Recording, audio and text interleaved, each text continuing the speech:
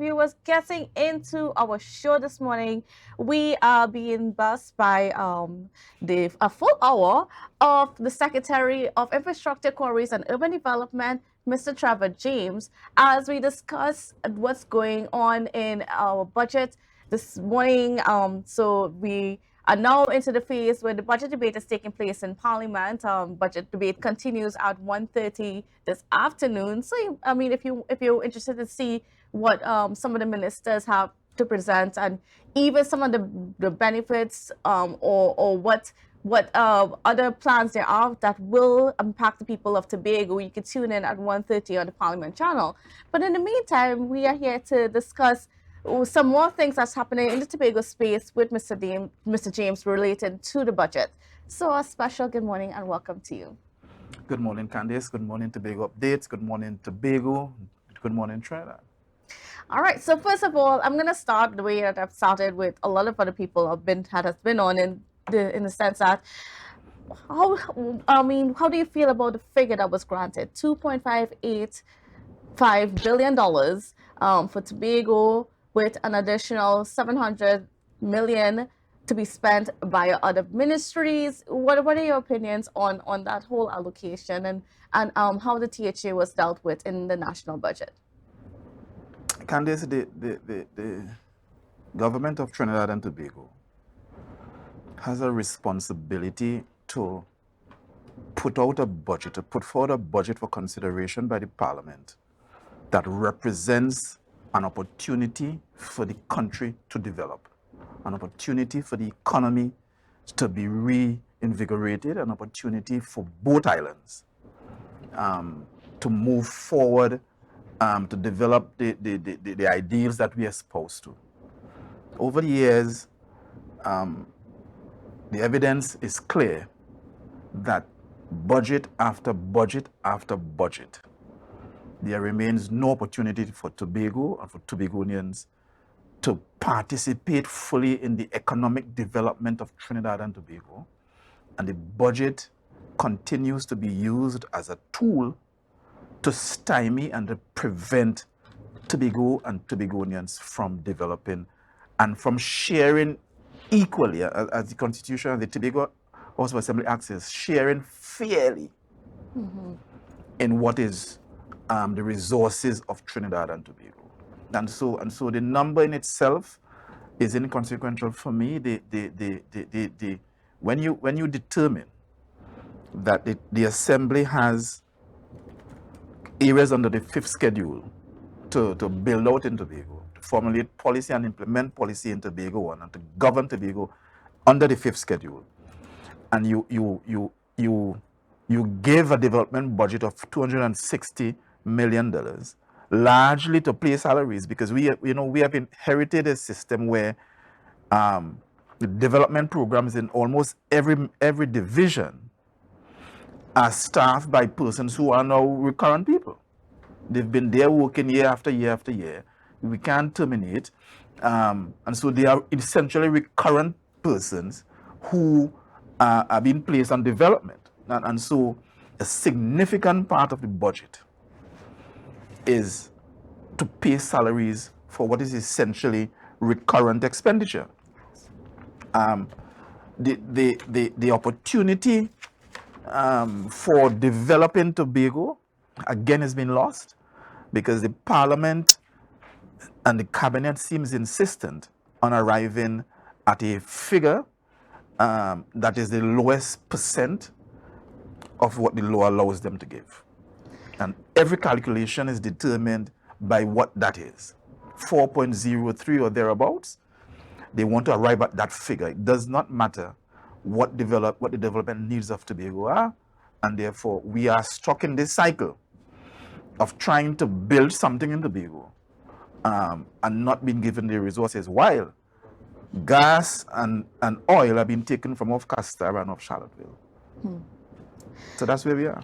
And I mean, at the gas, there's like over several trillion cubic feet of gas that's been found off the coast of Tobago, which was not spoken about because I listened very closely to the Minister of Energy when he gave his presentation in the House, and there was no mention in terms of, let's see, of treating with that in terms of Tobago, or the speaking about it in terms of, let's see how much of that allocation will be given to Tobago. Well, there are some fields that are not yet developed and that are some way off. The government seems insistent on focusing on Dragon, which is, between Dragon's Mouth of Venezuela and Trinidad, and doing their best, I suppose, to with this little window that the U.S. has given Venezuela, to do something in secret.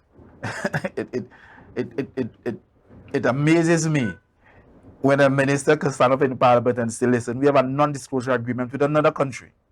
And so the country that vote for you to represent them, you can't tell us what that is. And Trinidad and Trinidadians and Tobagonians are silent because essentially, we live in a place where it seems the PNM can do whatever the PNM wants. I want to read something, Kandace. Okay. Section 43 of the Tobago House of Assembly Act says, in considering the estimates as submitted by the Chief Secretary, Cabinet shall give due consideration to the financial and developmental needs of Tobago in the context of Trinidad and Tobago, and shall allocate financial resources to Tobago fairly as is practicable. Fairly as practicable, and in determine what is fair and practicable, the following considerations, among others, shall apply. And they talk about all those things that we went to dispute resolution and fought for under Hochoy to give us this range for budget. Separation from Trinidad and isolation from growth centers and that kind of stuff. Why is it, therefore, that the cabinet continues to focus on the minimum? There seems to be no consideration for the development needs of Tobago. And I'll give you some examples. Over the last 3-4 years, the government of Trinidad and Tobago has spent more than $500 million building roads to Toco, building roads to Point 14, extreme ends of Trinidad. The one to Point 14 is a project that has been going on over 2 administrations, 8 of the PNM now, and 5 of the UNC before. Close to $8 billion spent on road infrastructure on one road in Trinidad over a decade plus. This year, the budget for that is over $80 million. To continue, Toco Main Road from Valencia to Toco, over the last 3 years, more than $500 million. This year again, I think is plus $60+ million. The highway to Manzanilla, another $60 million allocated in the budget for what is essentially roadworks. In Tobago, Bad Rock that is failing, $0. Castara that has failed, $0. The development budget for the Division of Infrastructure, as far as we can tabulate, is somewhere between $41 and $47 million for the entire division. So are you trying to make the argument that for each ministry that has, let me say, for Ministry of Infrastructure, if you get $8 billion for the budget, then between 4.3% and 6.9% should be for Tobago? No, I'm making the point that the law says that the cabinet shall allocate finances to Tobago fairly and equitably, not according to some number that somebody determines. And we have to begin to insist in Tobago that is what is done, and we have to get our parliamentarians that go to the parliament to make that argument on our behalf. This 4.03 over the years, we can do nothing with it. Secretary Joel Jack, for 4 years, presented on average budget at over $5 billion. Never got more than 2.5, 2.7 in one instance. PNM to PNM. We have come in and in our 2 years Our budget presentation is averaging at 3.7 billion.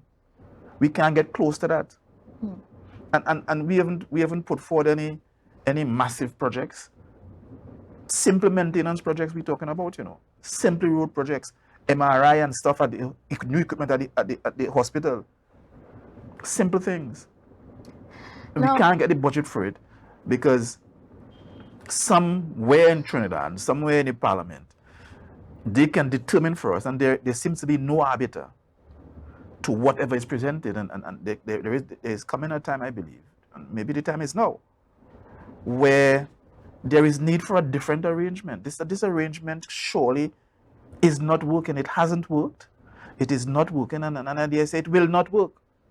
A different arrangement is needed if we are to participate fairly in this union that's been forced upon us. Now, I want to treat with some of the comments that were made by the the MP for Tobago West, Ms. Jennifer Lewis, in the House yesterday, and she brought up the point that the way that the THA handles their finances is a little bit different from Trinidad, in the sense that the THA, they would get the 2.585 allocation, 2 point something, 260 million for developmental and the rest for recurrent and whatnot. But the THA has the ability to disaggregate as they see fit. And she called for accountability from the THA. Now, is the THA in a position to say to the people that they have been good stewards of the money that they received in the previous year? Kandace, I didn't have the pleasure of listening to Mrs. Lewis, and maybe I won't have that pleasure. But that is not the issue. The issue is not whether Tobago should account to Trinidad for the money spent, or whether Tobago should account to some joint select committee. The issue is that whether we are getting a fair share. If we decide, as part of our long-term strategy, that we would save some of that money to focus on a project next year or the year after that, that is our business. That is not the central government or Mrs. Lewis's business. Her duty is to get the government which she's a part of to deal fairly with the people of Tobago and not try to create an environment where the THA cannot deliver. This is what this is. All this is part of the politics where we've come into office. We've been burdened by a debt for projects that clearly questionable, costs are clearly questionable. We've been burdened by a debt of over $500 million. Mm-hmm. We were able to pay $70 million last fiscal. So we have a debt now of $400+ million. And we have a development budget of $260 million. So the intent clearly is to ensure that nothing is done in Tobago. On one hand, and I want to say they have their contractors, because maybe that's a better way to put it. On the one hand, they're arguing, going to court, fighting all across Tobago last year. Pay us the money, right? On another hand, the government is sending money specifically to pay them, while in Trinidad, there are contractors for projects from 2015, 2014, who have won their matter in High Court, and the cabinet has refused to pay. So we've been burdened by this debt, and our inability to pay. I suppose the intent is to see this big furor in Tobago because we can't pay. But the government is not allowing us to pay. The debt that we incurred, that was incurred by the government in Tobago, was incurred by I want to say juvenile management, but solely incurred by instructions from Trinidad. And yet still, you can't deal with us fairly. And the question for Tobagonians is why? Why is that? Why is that we are still in 2023 burdened by a parliament by a cabinet who seems to be able, and I think some of us think this is illegal for the cabinet, for the parliament to have the authority to disenfranchise a whole island by law. That must be illegal. All right, and then we're going to get some more into how are we going to treat with some of those debts and what's the plan, what are things looking like, because in the next little bit, but we have to take a quick break. So viewers, please don't go anywhere. We'll be right back. Good morning. Welcome back to Good Morning Tobago on Tobago Updates. Viewers, we are continuing our conversations this morning with the Secretary of Infrastructure, Quarries and Urban Development, Mr. Trevor James, as we discuss some of the things that are coming out of budget, the budget reading that took place last week, Monday, as we prepare for fiscal 2024. So now, before we went to the break, we were talking a little bit about just that whole accountability factor and so on. Some of the things that were raised, and I have to get into it a little bit, that were raised by the minister, the MP for Tobago West, Mr. Shamfa Kudjo Lewis, in regards to, she made some accusations that the THA went and they made some investments, they built the stage in the sea and so on, and complaining about how many of Tobago's contractors or benefited from infrastructural projects that happened within the past year compared to how many Trinidadian contractors benefited. And I was just wondering if you could kind of sort of bring some clarity to that narrative that's being put out there. Kandace, every time I come to the public, there seems to be this idea that I should respond to a PNM narrative that's not based on fact. And frankly, I'm tired of it. The narrative is not based on facts, so the discussion itself is pointless. It is not every baseless comment that someone makes that we should respond to. And I think by now, members of the media should be able to dismiss that political rhetoric talk out of hand. We have contracted several Tobago contractors. The couple projects that went to Trinidad contractors, quote unquote.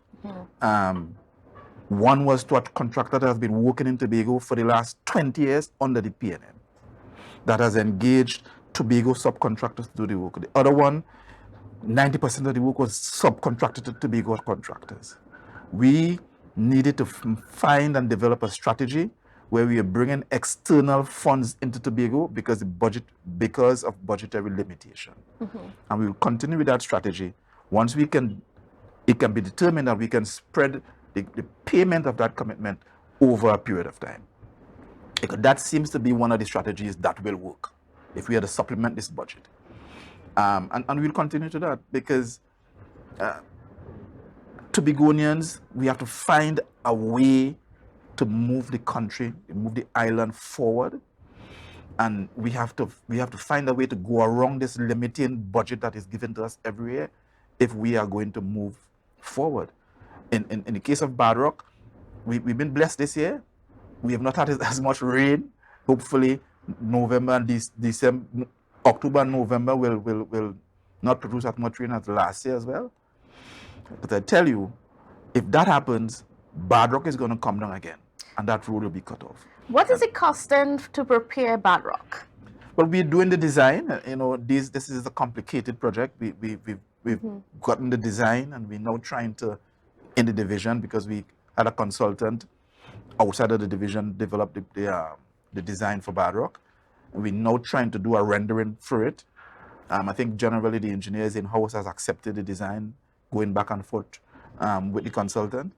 And we're going to do a rendering to present to the people what the solution that the Division of Infrastructure has come up with for Bad Rock. No doubt it's going to be significant. The design work so far has cost us more than $1 million. And so we will continue to press forward. That was one of the projects in the budget that we presented, $0. We are struggling still to find monies to finish off Castara. I think, everybody praised the division for going into Castara and opening that road and cutting down the mountain and all of that. We still need to protect the mountain, build the necessary toe walls and drains and so on, and to pave that road. We can't find the money to do it. We're scraping money. And is there a costing to that infrastructure as yet? There's costing for it, but I don't have the detailed costing here. But what I'm saying is that, in principle, the projects we present in our budget are not given any consideration because the Parliament, the two members of Parliament for Tobago, the Cabinet, seems desirous only on getting to 4.03. That cannot be fair. And that is not fair according to the law. The development budget for Trinidad is $6.2 billion. You understand that, $6.2 billion as opposed to $260 million. Where in Tobago, significant parts of that $260 million is going to be spent on recurrent wages. We can't develop an island. We are not presenting a budget that will move Tobago forward, that would bring economic activity, that would, we're not doing that. We are constrained. We can't import into Tobago.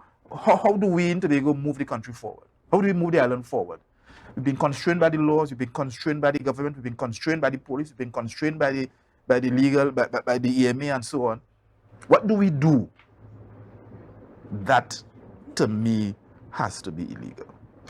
Is there any solution being considered at this point in time? Because when you talk to the business community and so on, they would tell you that the economy in Tobago has not been doing that great, in the sense that because there has been less infrastructural projects happening in the island, less construction happening, there isn't that much flow of the money around. So that was one of the complaints about this current THA administration. Are there any plans to increase construction, increase infrastructural project in the next fiscal year? Kandace, I don't know how to respond to that. I think people don't understand what has happened. In the year under 6-6 that led up to us winning in December 2021, in that year, the PNM committed over $600 million. That was an abnormal year. Throughout COVID from 2020, actually. The expenditure in Tobago, where they borrowed that $300 million, where they overcommitted all the money, it was an extra abnormal expenditure in Tobago that nobody could compare to. We just can't. We have come in, we've been burdened by the debt, we've been burdened by the commitment, and we've had this year we have had a reduced budget again. But you're saying that we've spent money to Trinidad contractors, and the money not circulating in Tobago. But at the same time, you're saying we aren't spending enough money. I don't understand. The budget has been depleted. We're not spending enough money. There seems to be a comparison being made between abnormal years, 2021, 2020, to when we have come into office. But I can tell you that the data we have suggests that 2018, 2017, and what we have done is we have done far more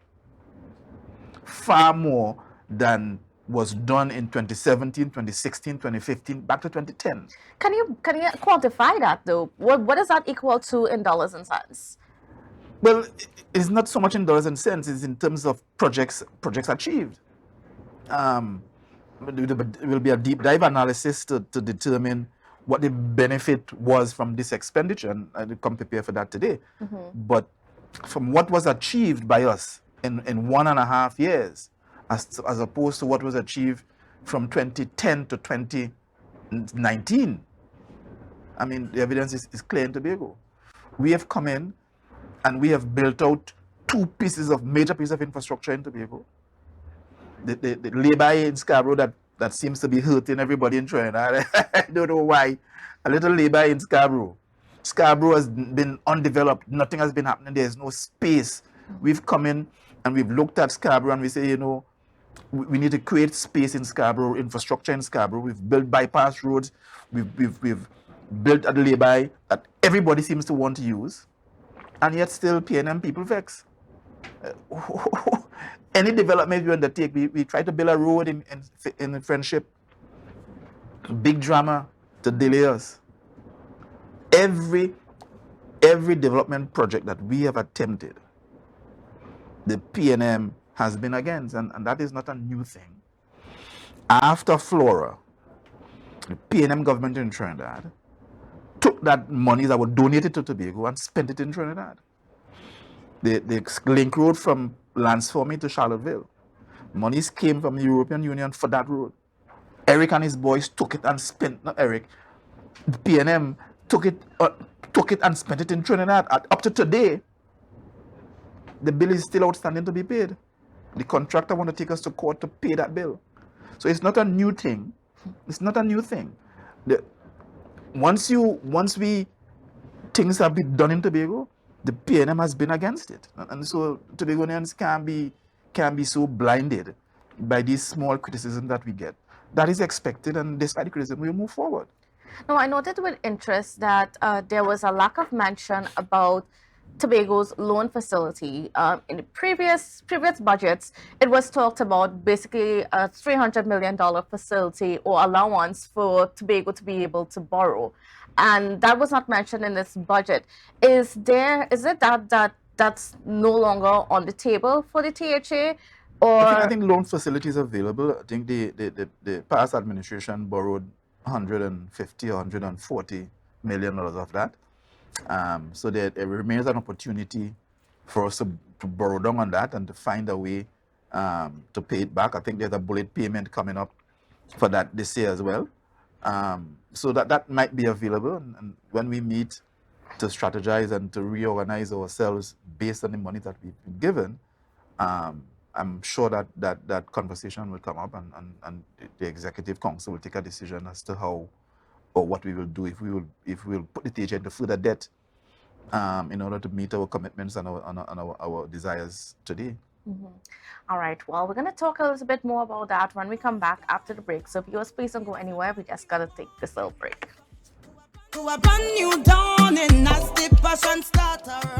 Welcome back to Good Morning Tobago on Tobago Updates, viewers. So we are continuing our conversation this morning with the Secretary of Infrastructure, Quarries and Urban Development, Mr. Trevor James, as we discuss fiscal 2024, the budget that was just read. Now, looking ahead, I mean, I want to get into, I know that the THA still has to, the Executive Council still has to go into the retreat to make their determinations about exactly how they are going to utilize the money that's been given to them, how they're going to prioritize projects and so on. But just looking at the figures and looking at what is needed to be done, how are we going to take the infrastructure part of Tobago forward? What are we going to be looking at in the next fiscal year to be investing in?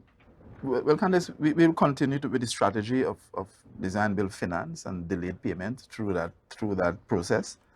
That way, we bring some local non-government money into Tobago. That seems to be where we need to go. At the division, we are discussing how we can make the division more efficient, make the staff more efficient to do a lot more projects in-house.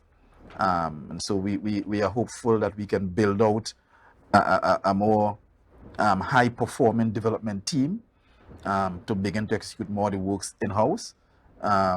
So that's in the making. We've had meetings with the development coordinator, and we are hoping to build that out more effectively. Mm-hmm. We have been given a new technical officer, a position that has been dormant for more than a decade, and suddenly the CPO, I suppose, has just decided, you know what, let's give them a Trinidadian TO. And so they've appointed somebody acting as TO. And so we have some human resource around which we can build. And Tobago will see, hopefully next year, a lot more work being done in-house by the development team, given, of course, the limitation in the budget that we have. That's one way. We are hopeful that the Scarborough project will start sometime in this fiscal. We've almost completed the procurement process that we've engaged in to bring on a serious investor to take on that project. And we now need to involve the other arms of the state into the project. We have determined that we would meet with the Port Authority, the Ministry of Works, the Ministry of Planning, the EMA, and so on, to ensure, the Ministry of Energy, to ensure that we have buy-in, given the system that we have. so that the project in fact could move forward. So we're hopeful still that there will be some buoyancy in the economy from construction works, and we know that construction works, generally infrastructure works, creates this spur in the economy, and we're hopeful still, given even with the limitation, that we can still deliver to the people of Tobago. You know, the division in itself, I mean, I am sure people have seen the improvements, and we have taken a concerted decision to ensure that we are delivering every year throughout the term. That seems to be clear. We're not going to wait for an election year to try to deliver some road or some drain somewhere.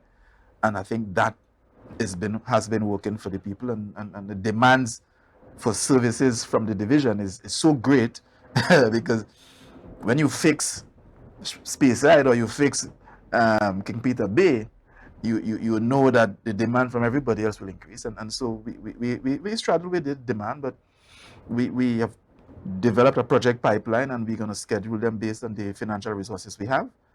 All I am asking is that for every member of the Division of Infrastructure to make a decision that this is our Tobago, and we must come out and give 110% if we are to build this thing. Nobody, no government, no Trinidadian, no cabinet is going to help us. The evidence we have is clear that everything out of Port of Spain has been designed to constrain us, and we have to use our abilities that we have to develop this island. This is our responsibility. I'm appealing to the staff to, hey, let's give 110%. Let's build our Tobago. This is what we want. This is, let the change start from us, and let's maximize the resources that we have. Now, one of the things that you pioneered when you took office is that of the Smart Up initiative, fix a road, just to spot a pothole and post it up on this app and hopefully see it get fixed. Yes. What's been happening with that? How has that been working? Well, it's a great app. I think we've been swamped. We didn't anticipate the amount of back-end work that would have been required to manage the app. The app is still functioning.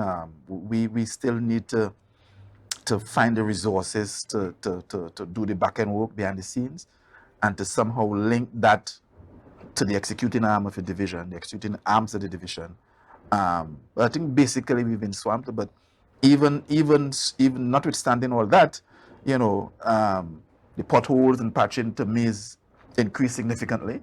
I think the development team, districts East and West, they're doing a great job, in my opinion. There are some trouble areas that require more intensive work. There is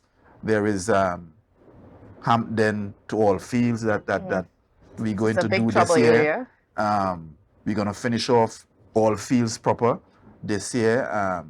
We are hoping to bring some relief to the people in Roselle in-house. And so I ask the public to bear with us. Surely and clearly the resources we have are limited, and we can't fix everybody at the same time. And so we if you see what's happening, we patching in the east, we patching in the north, we patching in the west, but we can't get to everybody. We at the same time. And so while we make choices, we will eventually get to everybody.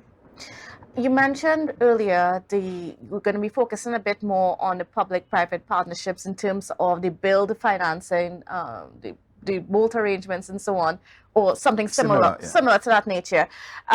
What projects are you eyeing specifically in fiscal 2024 for those arrangements? Well, those projects will be determined after we meet, and sit and we reprioritize the projects that we will focus on. We will make an announcement.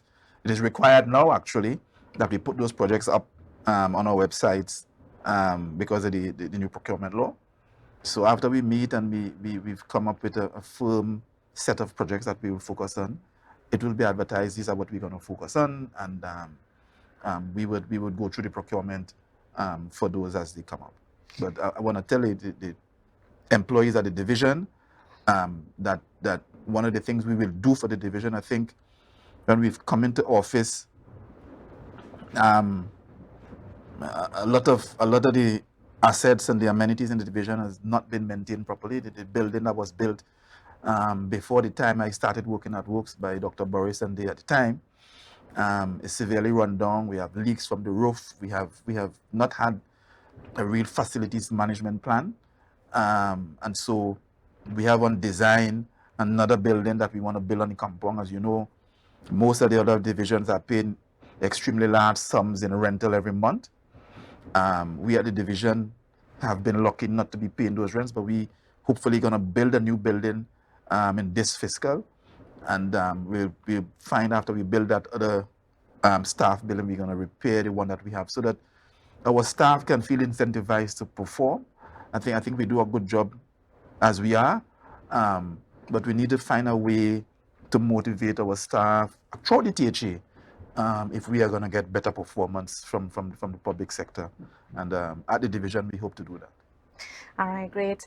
And also, what are some of the coastal works that you all are looking at? Because that's also a major concern as we're having these increased incidents of coastal erosion happening around. I was trying to find the figure that was given for coastal protection, and I think it is below. It is just about $1 million, and that in itself tells the tale of lack of consideration and lack of fairness coming out of the cabinet. All right, we're now finishing a study from Pigeon Point to Sandy Point because of rising tides along the coast from Crown Point on the Atlantic side. Lambo, the seas is coming in. Kendall, the sea is coming in. Roxborough, we did a revetment at Queens Bay, I think is the name of the bay. In Delaford at Queens Bay, there's a guy who lives close to the beach who's been calling for help to retain his property. Around the island, I'm told that, well, Back Bay in Plymouth is almost gone. The road is almost gone. Grange Bay is slipping away. There's been a crack by the first pole at the end of the stretch, and then on the little beach in the back before Norton Day there, that's falling as well. The whole of Fort James seem to be sinking, and so there's a significant amount of money to be spent in coastal protection, and the government seems to be unwilling to work with the THA to ensure that we are building a resilient Tobago where everybody can benefit, and seemingly continuing this idea that everything that's done in Tobago should be controlled from Trinidad. You know, when you come here and you see that a ministry that has responsibility under the 6th and 7th schedule will spend $700+ million, and the THA, with all of the 5th schedule, will only have $260 million. That tells you the tale, you know, and so Tobagonians have to wise up and think. I think we have been. I don't want to make this comparison, but maybe I should.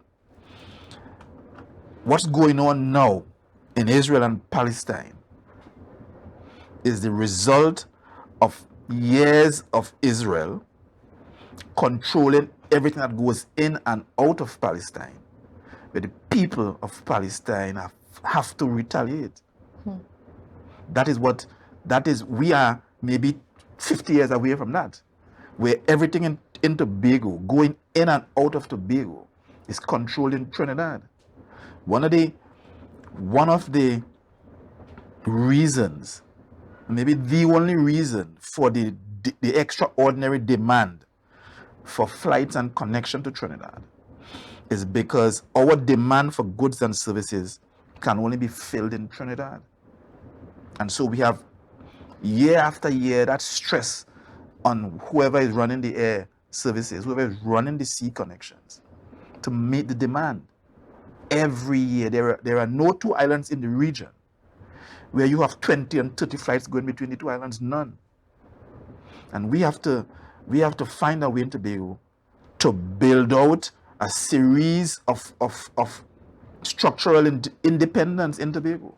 If we are to change that demand, if we are to reduce the demand for goods and services in Trinidad, we have to build the structures in Tobago that allow us to function independently of Trinidad. Where are we now in getting Tongue and Country under the control of the THE? Well, as you know, we went to the House. I think that process is probably 90% complete. And I too am hopeful that it will be done in this fiscal. I think what I've been told is that there is some documents, some series of documents that the Ministry of Planning should send to the THA, and we're waiting on that last step. I think we've already prepared the PRDI building for that move. So the plan is almost complete. I admit that it's been a bit slow, but I'm sure that it will be done this year. Mm-hmm.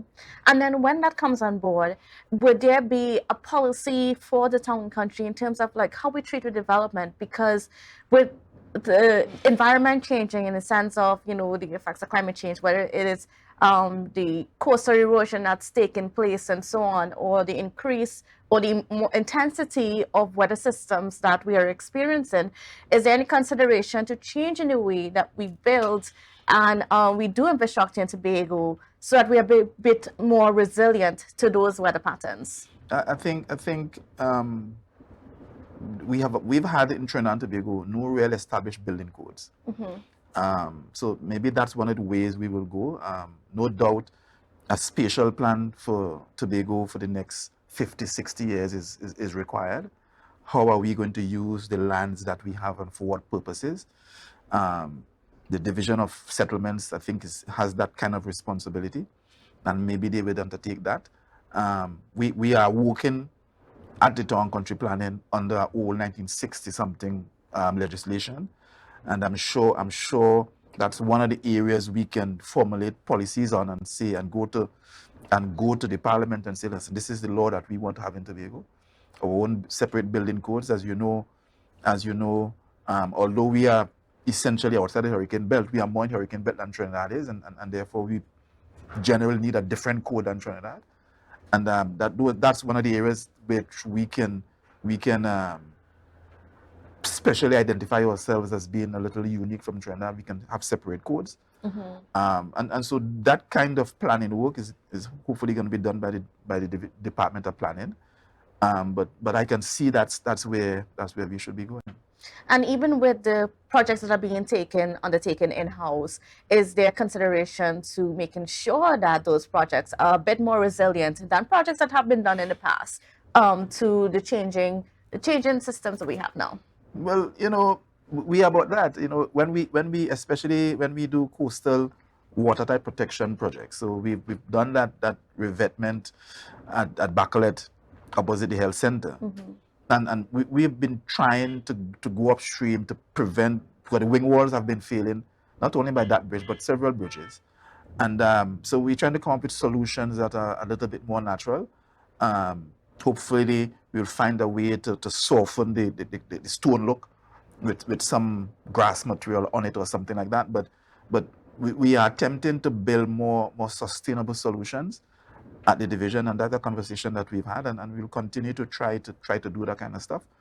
But surely we expect that if we build things under my watch, that they will be resilient and they'll be long lasting.